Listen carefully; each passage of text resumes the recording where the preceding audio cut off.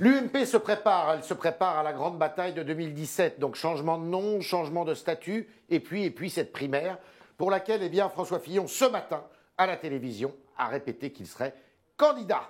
Avec nous pour en parler aujourd'hui, Bruno Retailleau, qui est sénateur de Vendée et qui est par ailleurs président du groupe UMP au Sénat.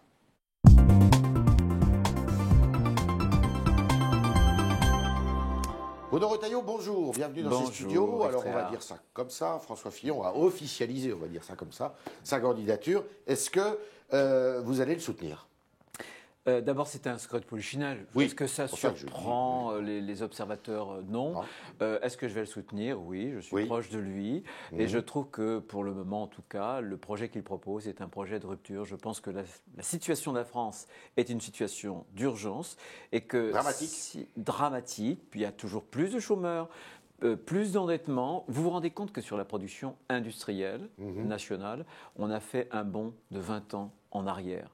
Est-ce que les Français savent aujourd'hui que la richesse par habitant est inférieure de 7% à ce qu'elle est à la moyenne européenne? Ça signifie qu'il y a un appauvrissement de la France et il y a un appauvrissement des Français. Une décadence? Un déclin. Un déclin, c'est très clair. Et le projet de François Fillon est clairement un projet de redressement. Qu'est-ce qu'il a de plus que Juppé et Sarkozy, Fillon? Le projet. Pour l'instant, le projet. C'est le projet le plus abouti pour vous. Le projet le plus abouti et le projet le plus audacieux. Et je pense qu'aujourd'hui, les temps ne sont plus aux demi-mesures. C'est plutôt la rupture, dans la mesure où il faut qu'on prenne acte du changement de monde dans lequel nous vivons. Et la France est prête à ça? Les Français sont-ils prêts à cette rupture? Moi, je fais ce pari-là. Parce que cette rupture, on en parle depuis 2007. Je fais ce pari, mais à la condition de leur donner du sens, à la condition de leur donner une vision du monde. Je pense qu'on a un double problème. Les Français souffrent du déclassement économique. Je viens d'en donner les chiffres et les proportions. Mais ils souffrent en même temps d'une dépossession identitaire, d'une dépossession culturelle. Comment concilier les deux? C'est-à-dire être dans un monde ouvert, mais garder son identité? Être fier de ses racines, être fier de ce qu'on est, être fier de la civilisation européenne, de nos racines. C'est pas rien en Vendée. C'est pas rien en Vendée, mais justement, je peux d'autant plus... Regardez, cet exemple qu'on peut prendre aussi dans d'autres régions d'Europe d'ailleurs. La Vendée et d'autres régions réussissent, mais elles ont un tempérament, elles ont une fierté. C'est vrai que vous avez moins de chômage, vous, en Vendée? On a 2 points de moins de chômage, on a beaucoup plus d'entreprises que la moyenne nationale. Sur quoi va se jouer, à votre avis, ce scrutin des primaires? Sur les programmes ou sur les personnalités? Sur les caractères? Les deux, mon capitaine. Les deux, mon capitaine. Évidemment, comme d'habitude, puisque l'élection présidentielle, qui est la clé de voûte de l'institution, nos institutions, c'est à la fois une rencontre intime entre le peuple de France et en même temps un candidat, et donc évidemment le tempérament, les qualités personnelles. Il n'est pas un peu austère, Fillon? C'est vrai qu'il est austère.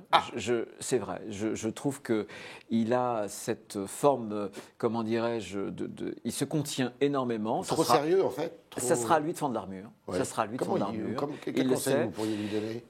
Je pense qu'il faut qu'il soit... Écoutez, moi je ne suis pas du tout pour le marketing. Je pense que tout ça c'est dépassé. Ce qui importe, c'est la force du projet. Et c'est aussi la constance. Je pense que la constance aujourd'hui peut être reconnue par les Français. Pour le reste, tous les habillages sont des faux-semblants. On peut vous titiller sur la constance, parce qu'il a été gaulliste social, après libéral, après...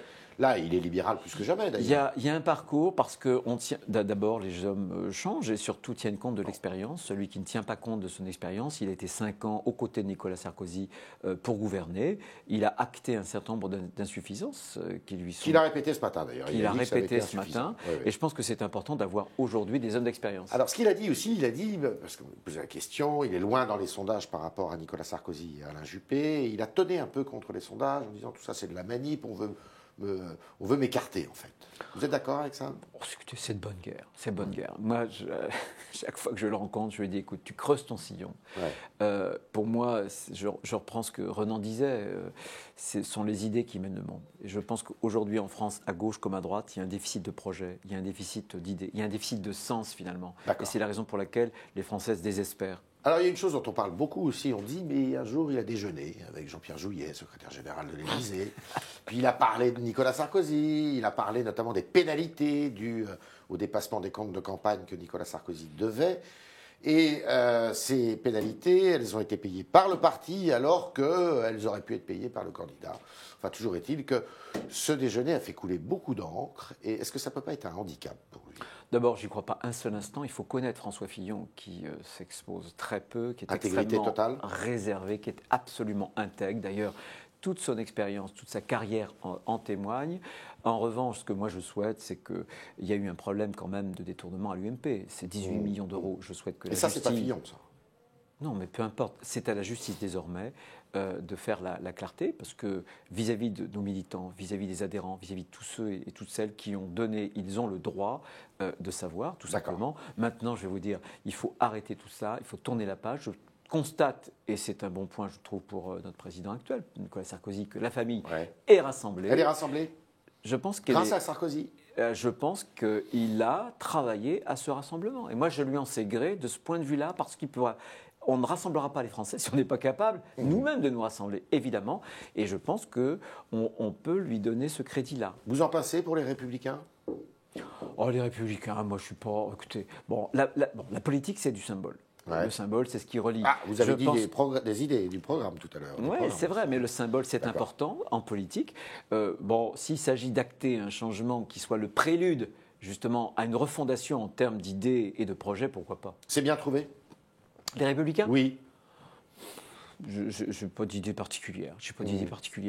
Il s'agissait, encore une fois, de tourner une page parce que l'UMP était entaché d'un certain nombre d'affaires. Il y avait cette facilité UMPS. Bon, si ça permet au moins ce genre de choses, alors, ça sera le minimum. Il y a un sujet qui va faire jaser et qui va vous diviser. Nicolas Sarkozy dit qu'il faut un socle programmatique commun à tous les candidats à la primaire, donc avant cette primaire. À votre place hier, un des soutiens de François Fillon, M. Chartier, dit non. Ce socle commun, il faut le définir après la primaire. Votre opinion ? Moi, je pense que chaque candidat doit avoir à la fois sa personnalité et son projet. Parce que si on a le même projet pour les trois candidats, ça veut dire que ça sera la bonne mine de l'un ou de l'autre. Donc je pense que ça ne fonctionne pas. Ce que je fais au Sénat actuellement... J'ai lancé des idées, comme dirait Bayrou. Exactement. En tout cas, ce que je fais moi au Sénat, c'est que j'ai lancé une dizaine de groupes de travail pour essayer de faire avancer le projet, les idées, puis chacun pourra piocher. Et ce socle alors ? Avant ou après ? Ce socle, on va le définir avant, mais chacun pourra piocher, si j'ose dire, dans les projets que nous allons faire. Je crois qu'en France, on est excellent pour la conquête du pouvoir, pour l'exercice du pouvoir. C'est autre chose. Il y a parfois des difficultés. Alors vous êtes dans une région qui ne va pas bouger ? Vos frontières ? Non, 5 départemps, les Pays de la Loire, qui est une très belle région, très dynamique. Qu'est-ce qui va conduire la liste UMP, enfin les Républicains, pardon, en décembre ? Je vais la conduire. Vous allez la conduire ? Je vais conduire. Donc ça, c'est pas un secret de Polichinelle ? C'est pas un secret de Polichinelle, non. C'est un secret de Polichinelle. Je travaille actuellement à une liste d'union, mais... Avec l'UDI ? Avec l'UDI, évidemment. Vous savez qu'on est dans une situation de tripartisme. On l'a bien vu. Je pense que le Front National améliorera son score parce qu'il joue à domicile sur un score proportionnel au régional. Par conséquent, ça nous impose le rassemblement. Moi, je suis pour le rassemblement. Regardez ce qui s'est passé dans notre région. Partout, on s'est rassemblé, au municipal et puis au cantonal. On a gagné. Ça se fera. Je n'en doute absolument pas. Et est-ce que vous conserverez votre poste de sénateur ? Moi, je veux vous dire, de ce côté-là, je suis favorable à un cumul strict, c'est-à-dire un exécutif territorial et puis un rôle de parlementaire, tout simplement parce que les régions devront avoir du poids. La France, tous décident à Paris. Si vous n'avez pas de poids à Paris, c'est pas bon pour la région.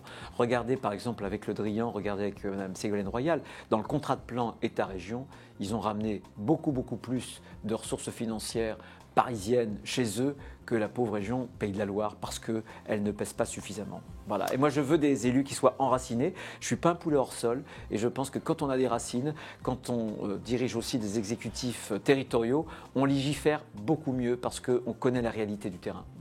C'était le talk de Bruno Retailleau, qui n'est pas un poulet hors sol, vous l'aurez noté, et il est candidat, c'était un secret de Polichinelle, pour conduire la liste UMP dans les Pays de la Loire, qui s'appellera peut-être les Républicains, c'est un nom qui lui convient. Il trouve que François Fillon est peut-être un peu austère, mais c'est celui qui a le projet le plus abouti en vue de la primaire de 2016 et avant l'élection présidentielle de 2017, où il faut qu'il y ait une vraie rupture, parce que sinon la France, il n'en donne pas cher de cette France. Merci Bruno Retailleau.